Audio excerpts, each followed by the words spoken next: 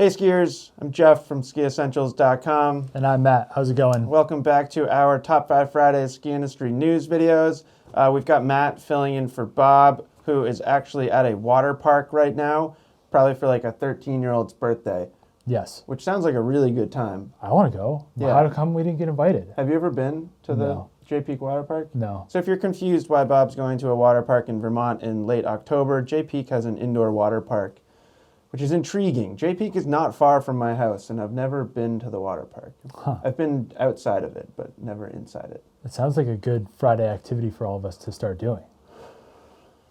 Like regularly? Yeah. That seems like a lot, but all right. This is also fun because Matt and I have never done a Top 5 Fridays together, so who knows what's going to happen. And before we get right into the news, Matt, I got a few things I want to talk about. One of which hits right home for you because you work in customer service here. We are running a double loyalty points value promotion right now. So we started it yesterday around noon. It'll run through basically midnight on this upcoming Monday. And we've had a couple people confused, and I will admit that it could be cleaner, but kind of some limitations of our loyalty point system and how we have to do this. In order to receive the doubled value of your points, you have to redeem them at checkout. So when you're actually completing an order, if you're familiar with our loyalty points program, you may know that if you go to your loyalty points panel, you can redeem points for a coupon code that you can just use later. And essentially, if you do it that way, you're still going to receive the normal value of your points. So if you want to double up the value, you just have to make sure you're logged into your account and then use them at checkout. And it's pretty easy. You'll be prompted too. There's like a window of like, how many points do you want to use? Yep. So Nice little slider yeah, feature. Yep. pretty cool. Definitely encourage people to take advantage of it. If you are sitting on loyalty points, we don't double the value of them very often at all. I think it was about a year ago the last time that we did it, and I can't say that we'll do it again anytime soon. No. Kind of a once a year type thing. And if you're not already a loyalty member, if you don't already have an account with Ski Essentials, good time to sign up. You can also like get basically some free points for like subscribing to our YouTube channel and liking us on Facebook and stuff like that. Following us on Instagram. If you write a review on a product that we sold you, you also get points from that. Or like pictures. That might not be true anymore. Oh, we took that away. That's right. That's okay. At one point you could do that, but we did kind of like, we simplified our loyalty points Yeah, system it got really about a year ago. congested with that. And Yeah, we took some things away. Yeah. But still would strongly encourage people to sign up for a account if you don't have one already. Next thing I wanted to talk about quickly is we just put up our mid-80 front side comparison. I think I made it live like 2 hours ago. It took a little bit this week to put that together. My hand is getting much better, but I'm still pretty limited just on how quickly I can edit and stuff like that. So got it up as soon as we could, and then the skis behind us are kind of a sneak peek at the next comparison, which I think will be a really good one. This one's kind of like mid to upper 70s. This is a fun one. It's like really a lot of one. really good skis. Yeah. And I think for a lot of people looking for like true dedicated frontside performance, this is a great place to be. I think some people at least, they emotionally want to go as narrow as possible, and there's often reasons not to do that. So Yeah, and if you're trying to fill out your quiver and kind of round it out for a frontside ski, there's a lot of really good options in here. you just use them on like more days. Yeah. They're not as snow condition dependent as when you're getting into that 68 range. Those Totally. are kind of, if you don't have firm snow, you're gonna have some trouble. Yep. And then the last thing I wanted to mention, I don't know how many people that watch us are familiar with these guys, but we are welcoming our friends from Sooth Ski. They should be crossing the border just about now, and they're going to be here measuring some 2026 skis. Yeah. I always So- like when those guys stop by. They're very nice people. Always leave chocolates. Yep, It's great. yep, and they're like extremely smart engineers. Yeah. I want to see the rig that they bring in where they like twist and like flex the ski and You stuff. haven't seen it? No. Oh. I might Fun. just wait. Well, Till when we we get were done, when we're done with this video, if you want to, if you want a glimpse into what I was going to ask you to do, I was going to say, Matt, can you go downstairs and keep an eye out for the Sooth Ski guys and welcome Perfect. them? Yeah. So you could probably even help them bring in their machines. I love it. It's really cool. They're like, they made these things themselves. There's like no other, they don't exist Right. outside of what they do. If you're not familiar with them, excuse me, I would encourage you to check out their website. And we're kind of talking with them about better ways that we can integrate their data predominantly into our ski test material, but elsewhere too, because it is very interesting, you know, like if we lean to the qualitative side of ski reviewing, which I think is probably accurate to say, they are squarely in the quantitative side. Yeah. And, you know, in many research purposes, it's kind of nice to have both perspectives. Totally. Yeah. Yeah. So, They're a very good resource for either comparing skis that you're considering or trying to find comparable skis to a baseline ski. Like say you have a ski and you want to look at the data points of your particular ski and see what out yeah, there is. measured stiffness. Right. Yeah. So very useful tool. Yeah, it's Very pretty useful. cool. Yeah. So that's all I got. You ready to talk about the news, Matt? Let's do it. So Matt said that he was coming in blind in the sense that he did not prep, and I'm wondering if you heard about this first one, because it's pretty interesting, and we haven't really received any details, and I'm not going to speculate here beyond what I am comfortable speculating on. The European Commission is investigating Amer Sports and the Technica Group for potential antitrust violations. What? Yeah. No way.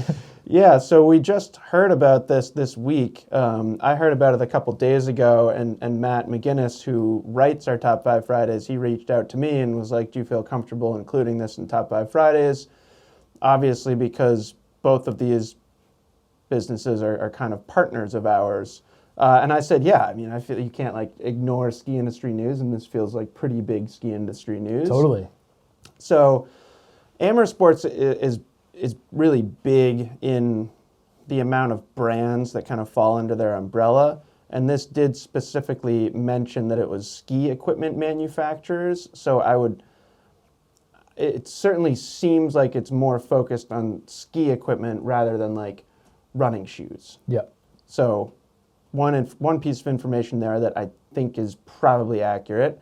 And essentially what they're investigating here is whether or not there was a coordinated effort to raise prices in a way that is unfair to consumers.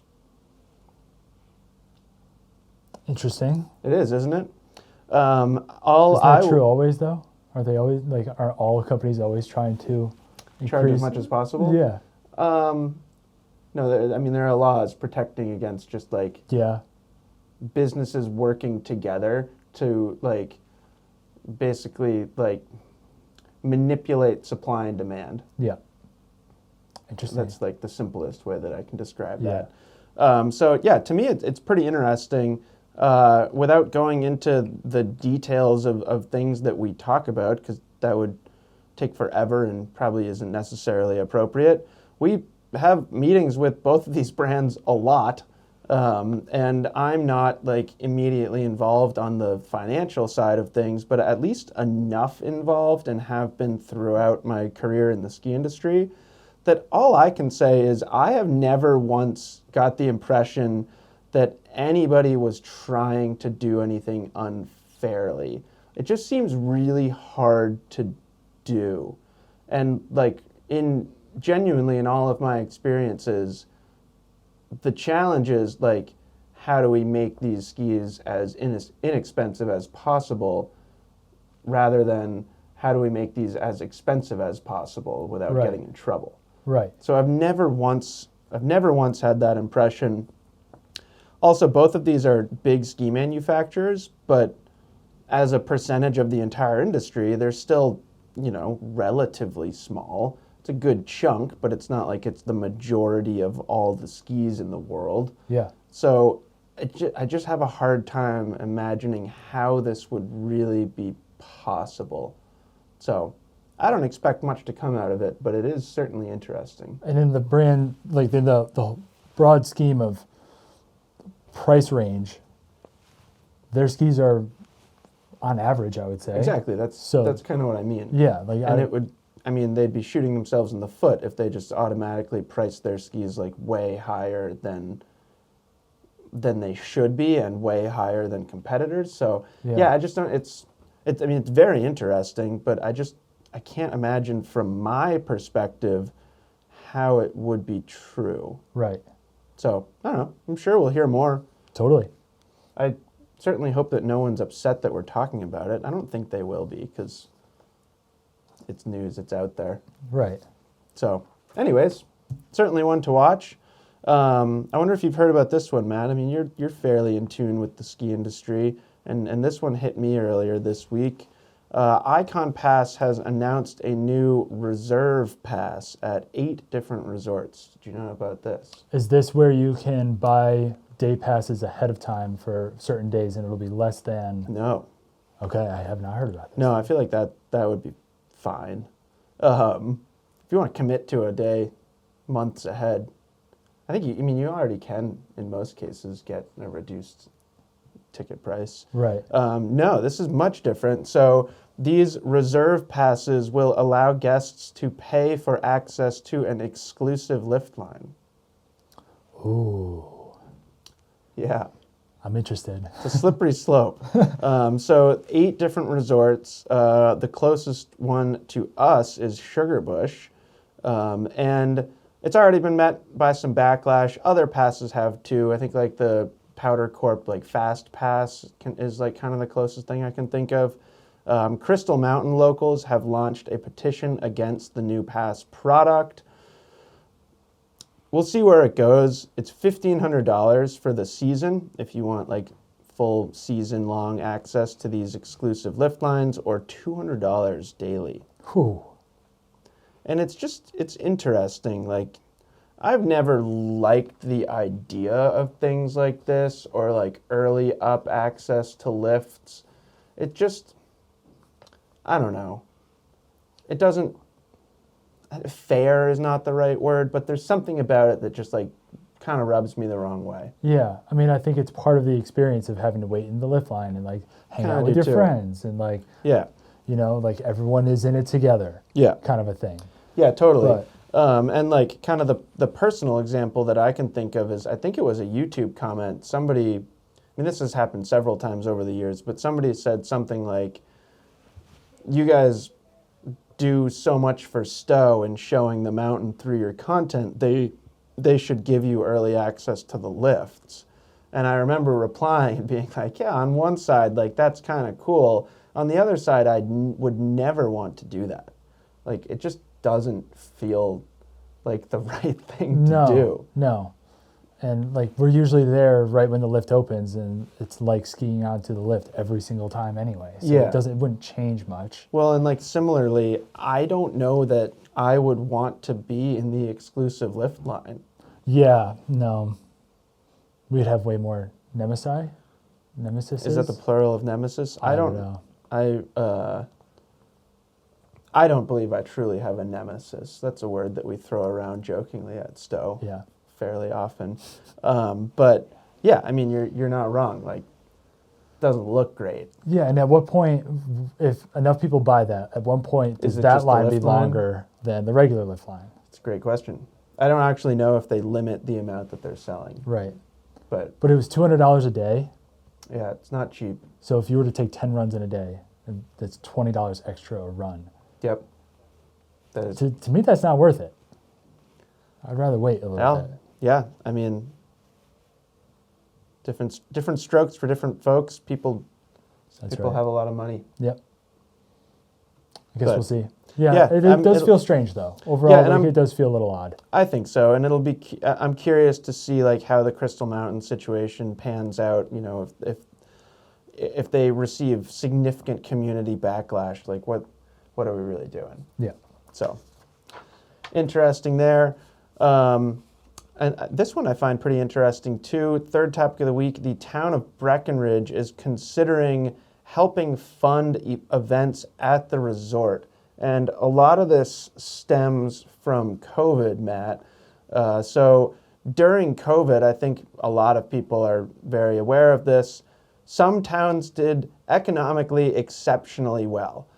We happen to live in one of them. Like, tons of people moved to Stowe. Yeah. Stowe was like an extremely popular destination during and slightly after COVID. And now we're starting to feel it taper off a little bit. The same is true in Breckenridge. If anything, Breckenridge probably, like, that's probably even more so than Stowe. Yeah. But anyways, similar situation in Breckenridge. As an example, tax revenues in Breckenridge went from $25.9 million in 2019 to 39 did I say 25.9? Thought so. Okay, 25.9 million in 2019 to 39.6 million in 2024, which is a huge jump. Huge. Yeah. Wow. So, you know, you kind of, as a town and as like town management, you kind of get used to numbers like that, and those things are starting to taper off a little bit. Some estimates point to dropping to about 33.5 million by 2030. So still considerably more than 2019, but you know, not as much as that spike. And kind of in an attempt to offset that economically, the town council is considering contributing $200,000 to $300,000 to the resort to help fund events to bring in more tourism and kind of bolster the town's economy. Interesting. Yeah, it is interesting. I'm trying to think of like what kind of events that they would do. Like, you know, we have like the concerts up at the mountain here. Yeah, I think like the article referenced things like Dew Tour, okay, which like sweet. doesn't really exist as it used to. Right. But you know, Breckenridge used to play host to a lot of events like that. Yeah. So yeah, it is interesting, and from what I learned from this article, it was largely met with positivity, optimism, but there are some people that are urging caution and kind of encouraging everyone to be very careful not to just subsidize existing expenses for Vail Resorts. Yeah. So there would have to be some amount of like, we will give you X amount of money and you need to prove where that money is spent. That totally makes sense, because you are taking away from money that could be put back into the community, directly back right into the actual community outside of the mountain. How much time have you spent in Breckenridge, Matt? 3.5 days. Okay. How recently? 3.5 years ago, Okay. right before I started working here. I was going to say probably recent enough. Yeah. It's cool town. If you've never Yeah. been to Breckenridge, it is a really cool town. It's certainly changed a lot. I lived out there 10 years ago, and even by then it had changed a lot. But I still really like Breckenridge. It's got, like, it is very resort touristy vibes, but there's still kind of like something, there's a, it's like people are still kind of like grasping on to like sort of a small town vibe. Which sure. I really like. Yeah. I mean, when you think of going out west to go skiing, and then you come into Breckenridge, you're like, Pretty this is classic. exactly what I thought it would be like. Yeah. It like Exactly what you meets picture. all of your expectations. Yeah. And like both disciplines of like, this is a crazy, like full-blown ski town, but it also has that kind of homey, Yeah. small town vibe. Yeah, I think so too. Yep. So pretty interesting. We'll see what happens there. And you know, if this is successful, I could see this being something that, a model that is used elsewhere too. Yep. So, and then last topic of the week here, the Swatch Nines has made an announcement that they are going to move to Japan, Matt. Whoa. Yeah, so there has been 18 years of Nines, which makes me feel really old because I feel like I remember the first one very vividly. I feel like I remember the first one. You were like It was 7. very small. Yeah. I don't know if I got that math right. Anyways, so they've all been in Europe. Most recently, they've been in Switzerland. They are moving to Japan, and they have promised a completely re-envisioned park design to take advantage of the new location. This is also partially spearheaded by Kaishu Hirano, who, if you're unfamiliar, is an incredible, just absolutely ridiculous half-pipe rider. I've heard that name a bunch. Yeah.